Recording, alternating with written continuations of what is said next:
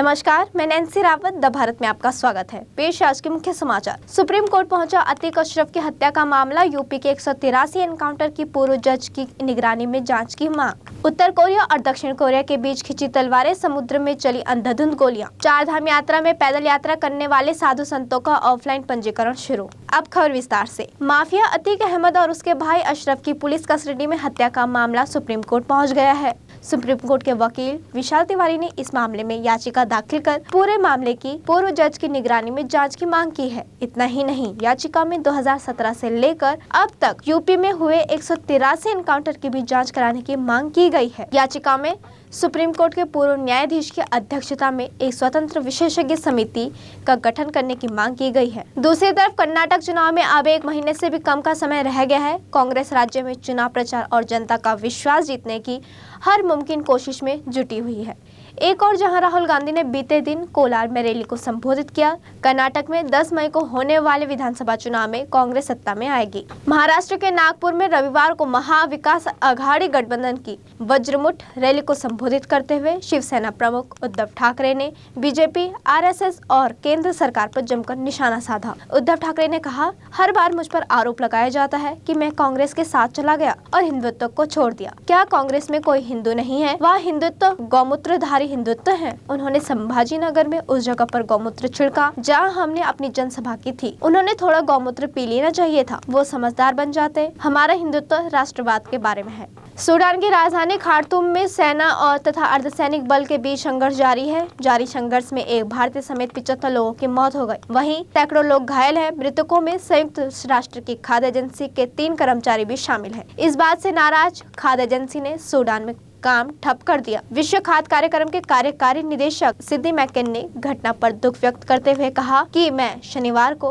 उत्तरी दारफुर कापकानिया में हिंसा में 3 WFP कर्मचारियों की दुखद मौत से स्तब्ध और हतप्रभ हूँ। उत्तर कोरिया और दक्षिण कोरिया के बीच दुश्मनी किसी से छिपी नहीं है। अब हालिया घटनाक्रमों को लेकर दोनों देशों से युद्ध जैसे हालात पैदा हो गए। पिछले दिनों उत्तर कोरिया और दक्षिण कोरिया के बीच समुद्र में फायरिंग हो गई थी, जिसके बाद हालत तनावपूर्ण हो गए। तनावपूर्ण स्थिति को देखते हुए दोनों देशों ने येलो सी में अपनी नौसेनाओं को अलर्ट भी किया। दक्षिण कोरिया की सेना के अनुसार उत्तर कोरिया ने एक गश्ती जहाज ने जबरन येलो सी नॉर्थ बॉर्डर लाइन को पार करने की कोशिश की। वक्त एक छोटे से ब्रेक का, फिर लौटेंगे। ITM हमारा, इसमें बहती ज्ञान की गंगा है, इसमें रहती प्रेम की यमुना है, सिद्धांतों का उच्च हिमालय है, भक्ति सिखाता एक तिरंगा है, गुरुकुल जैसा प्यारा ये ITM हमारा, सच्चे सपनों सा प्यारा ये ITM हमारा, ITM हमारा, ये इंस्टीट्यूट हमारा, सच्चे सपनों सा प्यारा ये ITM हमारा, ITM हमारा, ये इंस्टीट्यूट हमारा, सच्चे सपनों सा प्यारा ये ITM हमारा।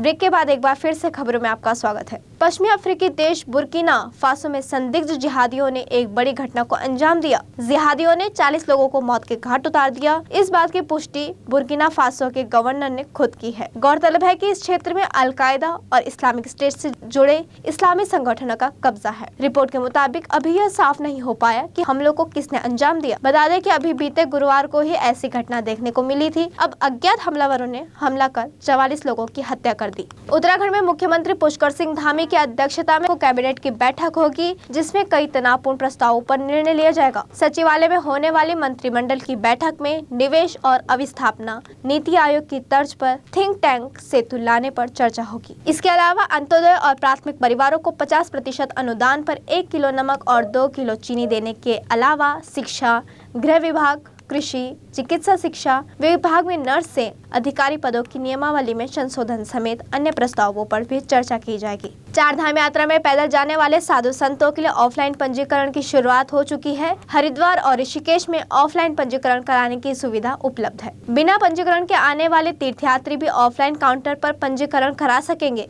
22 अप्रैल से चार धाम यात्रा शुरू हो रही है। बद्रीनाथ, केदारनाथ, गंगोत्री और यमुनोत्री धाम के लिए साधु संत पैदल यात्रा करते हैं। पर्यटन विभाग ने पैदल यात्रा करने वाले साधुओं के लिए ऑफलाइन पंजीकरण शुरू कर दिया है। इसी के साथ आज के समाचार समाप्त हुए। धन्यवाद।